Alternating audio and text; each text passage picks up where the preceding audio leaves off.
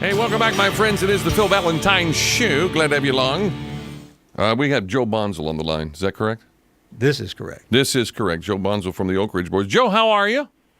I'm good, Phil. How are you doing, man? I'm always great. You know that.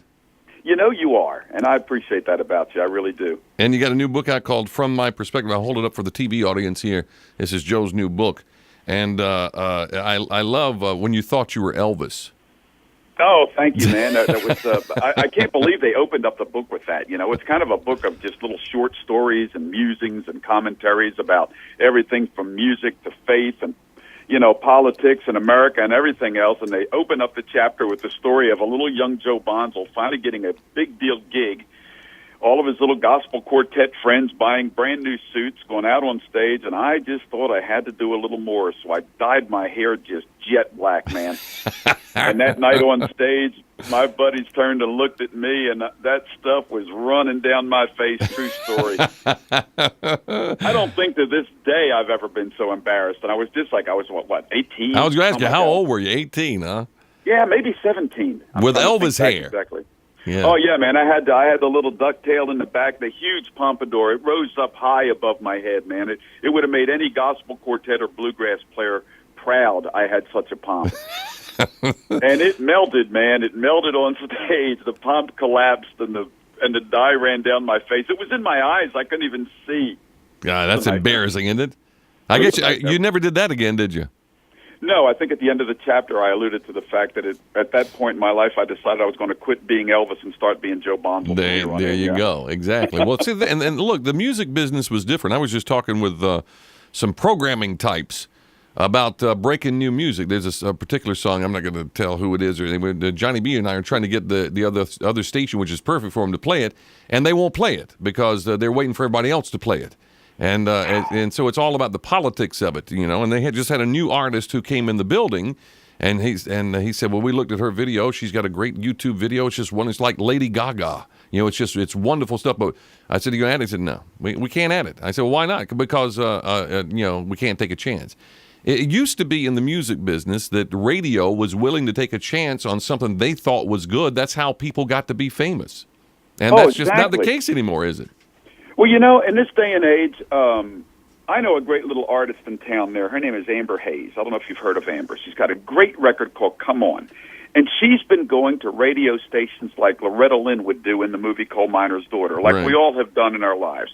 Get in a car or a van and go to station after station after station after station. And, you know, the thing, in a way, the sad part is, you're spinning your wheels because most of these stations seem to answer to a higher power now. That's what they were talking about. It's got to come from the home office. The home office got to decide whether they're going to have this or not. Corporate office somewhere with a bunch of guys sitting around a desk, I guess, that run the programming on 125 stations. Right. And if they don't want to add it, son, you ain't getting added. That's right. That's right.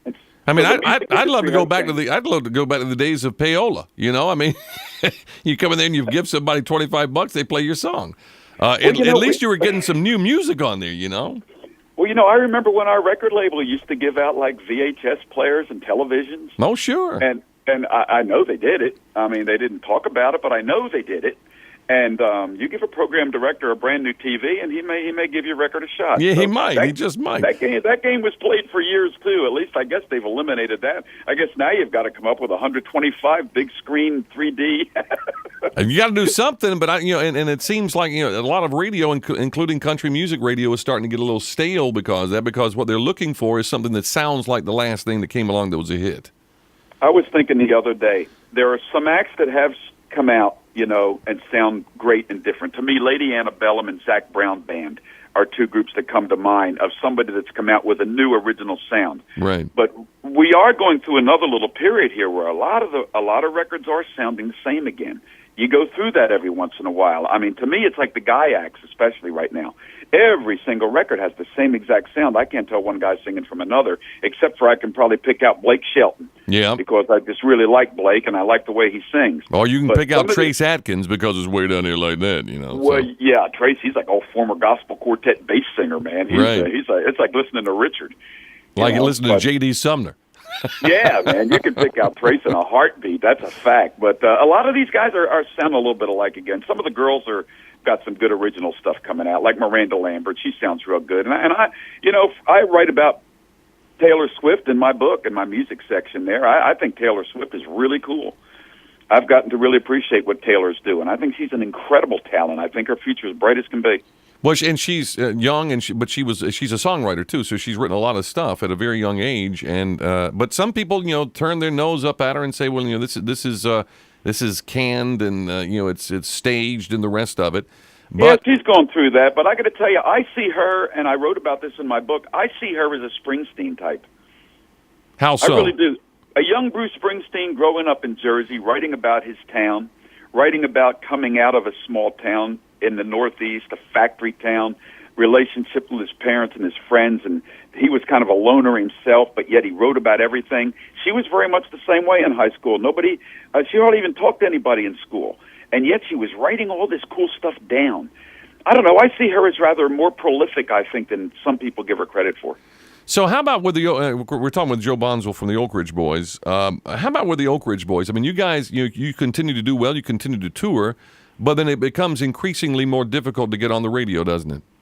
Impossible. Nobody's going to play the Oak Ridge Boys right now. Not when the youngest act in the business is like 19. Right. They're not playing us. We're not in the in crowd anymore. We're still respected though, and people still look up to us as legendary. Whatever. We're still out there. Unlike a lot of groups from our own peers from years ago, we're out there playing 150 dates. We're still making new music, and a lot of medium markets will give you spins. I know a couple years ago we had "Hard to Be Cold in a Minivan," and that song never made it to big radio. It would have back in the 80s. In the 80s, it would have been a monster. It would have been like a platinum a single for the Oak Ridge Boys back then.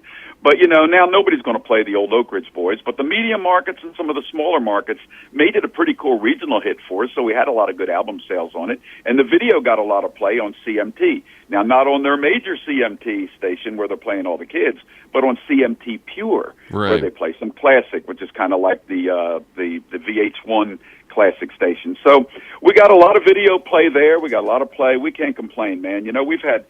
We've had over 50 charted country hit records. My wall is full of gold albums. There's never been a rule that says you're supposed to be played all of your recording live. That's right. It's never happened to anybody. It didn't happen to Frank Sinatra. Didn't happen to Elvis. That's right. Elvis couldn't get arrested until after he was dead. I mean, for those few years from in the ghetto and all that from the early 70s until when he died. I mean, it was hard to get. Then Way Down became a hit after he died. But when you look at people like the Oak Ridge Boys, and you're bound to have people that bring you songs and want you to listen to things. And I have heard this story. I don't know whether I've ever asked you this before. Did you guys turn down Achy Breaky Heart? We didn't, but the record label did. We were with RCA Records for about 20 minutes? Right. Yeah. And while we were at RCA, talk about it's better not to be on a label than to be with a label that is not on your page at all. And right. RCA was going through a big transition there. They had Alabama, they had Martina coming on, and they were signing these new acts, and they looked over at us all of a sudden and like, my gosh, we've got the Oak Ridge Boys, what do we do with them?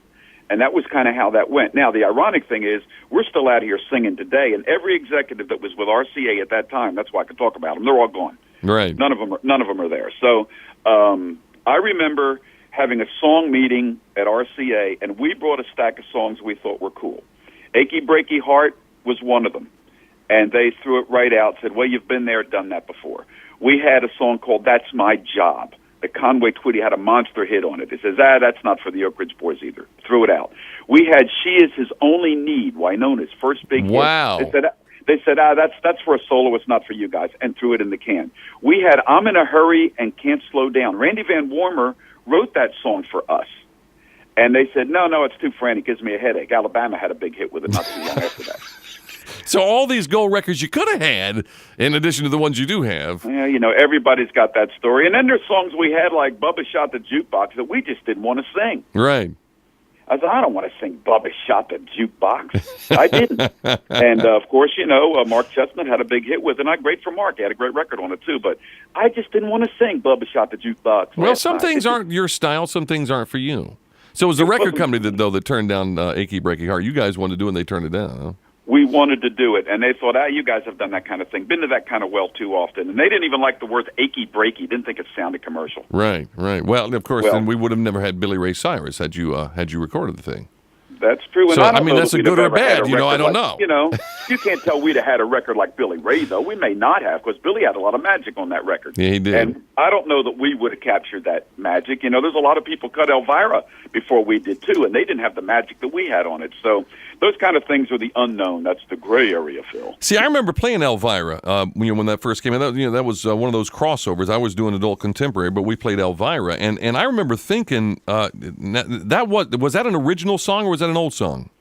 No, that song was actually out in 1964. That's Dallas what I Frazier thought. had it out as a single. That's right. That's right. It was because I knew the song, and then I said, this is a really good version of this, and then people were saying, no, that's a new song. Well, you guys sort of made it sound new. Rodney Crowell cut it before we did, and I'll tell you where there's a really strange rendition of it. Long before we cut it, Kenny Rogers in the first edition have a rendition of Elvira, and they do it real like Elvira.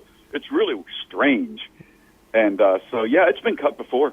That's amazing because, you just never know. It's all, look, a lot of what makes a hit record is how the people cut it, And I think that like with Achy Breaky Heart, I mean, you're right. Maybe if you guys had cut it, it may not have been right for you.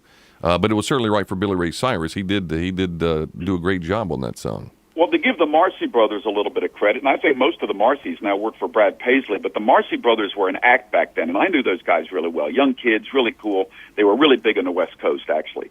And they had it recorded first. So we actually had a rendition of the Marcy Brothers rendition.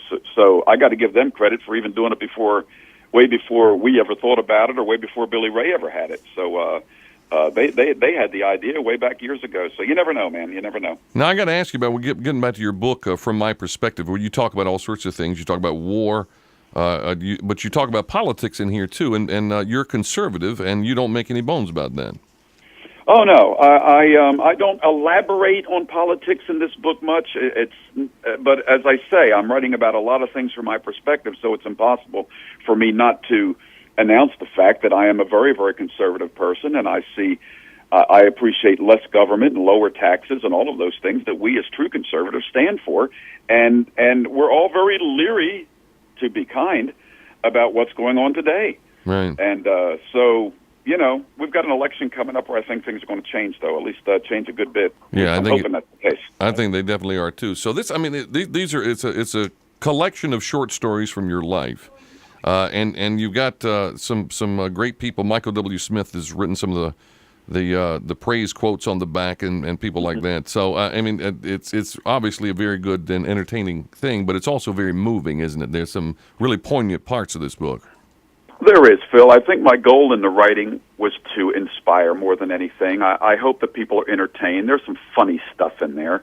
And I hope people get to know a little more about Joe Bonsall and the Oak Ridge Boys by reading From My Perspective. But I really think that, or what I hope for, is that people will read this book and maybe become a better American, maybe have a little more appreciation for our veterans and for our young men and women who are serving us today and for the sacrifices that are made in that service.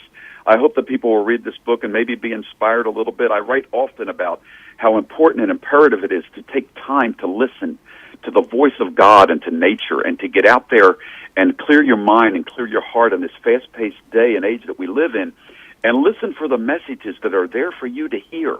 Most people don't listen, and I maybe even overdo it some in the book, but I just think it's so important to allow more of God in our lives, not less. And I think that it's important to maintain a relationship with the Lord and to listen for His guidance in our lives. I think it's more important than it's ever been before. So yes, I write a lot about that as well. And my basic goal in the writing is to inspire. Yeah, and for all of us, it's kind of hard to listen when we won't stop talking. So we need to just be quiet and see how things pan out a lot of times and meditate and figure out where we are supposed to be in this world. From my perspective, Joe Bonsall from the Oak Ridge Boys. Good luck with the book. I know you don't need it. It's probably going to be another big seller for you, but we appreciate you coming on and talking with us about it.